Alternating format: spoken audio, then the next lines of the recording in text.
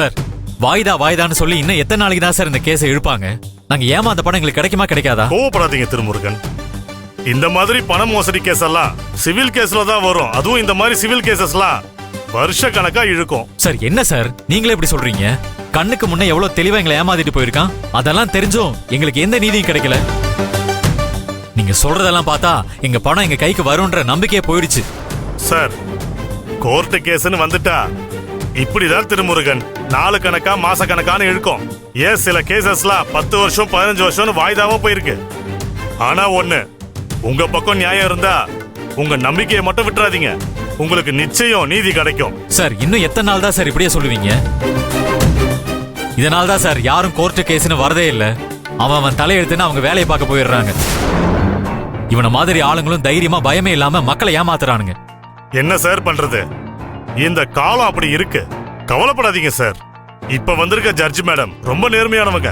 நான் விசாரிச்ச வரைக்கும் இந்த கேஸ சீக்கிரம் விசாரிச்சு தீர்ப்பு கொடுக்கணும்னு நினைக்கிறாங்க. நீங்க கவலைப்படாதீங்க சார். இந்த கேஸ் உங்களுக்கு சாதகமா தான் முடியும். அப்ப இந்த கோர்ட்டை கொண்டாடுவீங்க.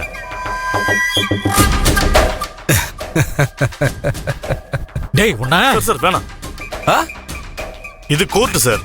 இங்க எதுவும் பிரச்சனை பண்ண வேண்டாம். வாங்க சார் போலாம். ஏய் எங்க போறீங்க? என்கிட்ட பணம் கொடுத்து ஏமாந்தவங்க எல்லாரும் சலிச்சு போய் பணம் வராதுன்னு தெரிஞ்சு அமைதியா போயிட்டாங்க. ஆனா நீ ஒருத்தன் தான் கேஸ் போட்டு என்னைய கோர்ட்டுக்கு இழுத்து குடைச்சல் கொடுத்துக்கிட்டு இருக்க. ஏய் உனக்கு வேணும்னா சொல்லு, 10-5 தூக்கி போடுறேன். அதை வாங்கிட்டு ஒழுங்கா கேஸ வாபஸ் வாங்கி என் கண்ணு முன்னாடி நிக்காம ஓடி போயிடு. உனக்கும் லாபம், எனக்கும் லாபம். டேய் என்னடா சிரிக்கிற? என்னை பார்த்தா உனக்கு எப்படி தெரியுது? நான் யாரு, என்னோட பேக்ரவுண்டு என்னன்னு தெரியாம மோதிக்கிட்டு இருக்க.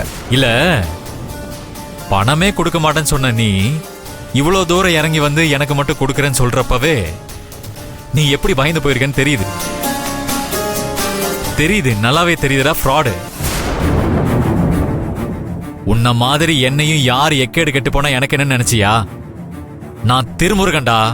நான் எனக்காக மட்டும் போராடல, உன்னால பாதிக்கப்பட்ட எல்லாருக்குமே இந்த சட்ட போராட்டத்தை நடத்திக்கிட்டு இருக்கேன்.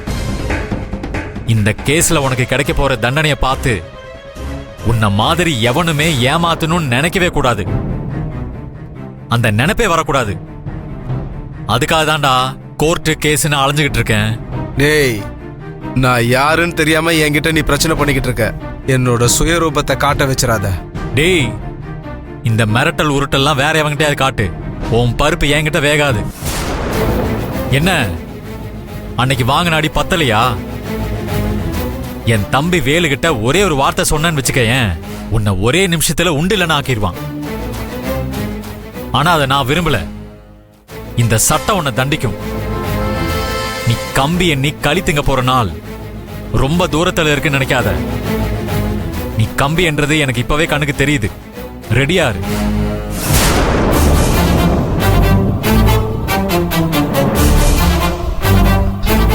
யோ இவெல்லாம் பேசிட்டு போற அளவுக்கு கேஸ் நடத்திக்கிட்டு இருக்க. நீ எல்லாம் எதுக்காக என் வக்கீலுக்கு படிச்ச? போயா போய் வேற வேலை இருந்தா பாரு. யோ ஜட்ஜிக்கு பணம் கொடுத்து கரெக்ட் பண்ண சொன்னேன். அந்த மேட்டர் என்னையாச்சு? சார் நீங்க சொன்ன மாதிரி நானும் புதுசா வந்த ஜட்ஜி கிட்ட பேரம் பேசி பார்த்தேன். ஆனா நீதி நேர்மன்னு சொல்லி மசியவே இல்லை சார். இதை வச்சு உங்களுக்கு எதிராக தீர்ப்பு கொடுத்துருவான்னு சொல்லி நம்மளையே மிரட்டுறாங்க. சே இவங்களும் வளர மாட்டாங்க, அடுத்தவனையும் வளர விட மாட்டாங்க. இவங்கள மாதிரி ஆளுங்களால தான் நம்மள மாதிரி ஆளுங்களால பிசினஸ் பண்ண முடியல. இந்த நாடும் இப்படியே உருப்படாம இருக்கு. ஆமா இவனால அப்படியே முன்னேறிடுச்சு. திருட்டு பயலுக்கு பேச்ச பாரு. யோ என்ன சொன்ன பண்ணி? அது ஒண்ணு இல்ல சார். இப்படியே நம்ம வாய்தா இழுத்தடிச்சுட்டே இருந்தனா இந்த ஜட்ஜு கொஞ்ச நாள்ல ரிட்டையர் ஆகி போயிடுவாங்க சார். அப்புறம் வர்ற புது ஜட்ஜ நாம வளைச்சு போட்டு நம்ம காரியத்தை சாதிச்சுக்கலான்னு சொன்னேன். அப்படியா? நீ உன் ரூட்ல எப்பவும் போல வாய்தான்னு வாங்கி இந்த கேஸை இழு. எதுக்கும் இன்னொரு முறை ஜட்ஜி கிட்ட பேசி பாரு. நம்ம வழிக்கு வருவாங்களான்னு பாரு. இந்த திருமுருகனுக்கும் வேல்முருகனுக்கும் நான் யாருன்னு காட்ட வேண்டிய நேரம் வந்துருச்சு. நான் என் ரூட்ல இவங்களுக்கு பாடம் கத்து கொடுக்கறேன். இவனுங்களுக்கு விழுகிற அடியில அடுத்து எவனுமே என்னை எதிர்த்து கேஸ் கொடுக்க கூடாது. அப்படி ஒரு இடியை இறக்கனாதான் இவனுங்க சரிப்பட்டு வருவானுங்க.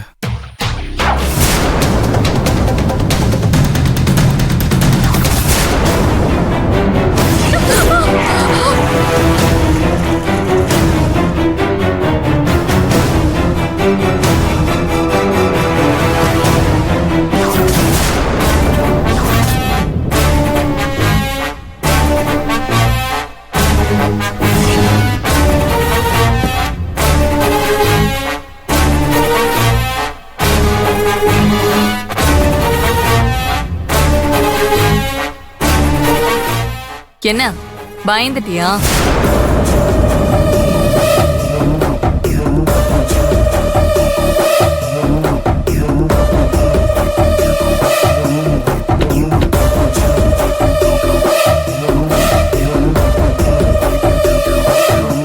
ஒரே ஒரு செகண்ட் நான் நினைச்சிருந்தா உன் கதையை மொத்தமா முடிச்சிருக்க முடியும்.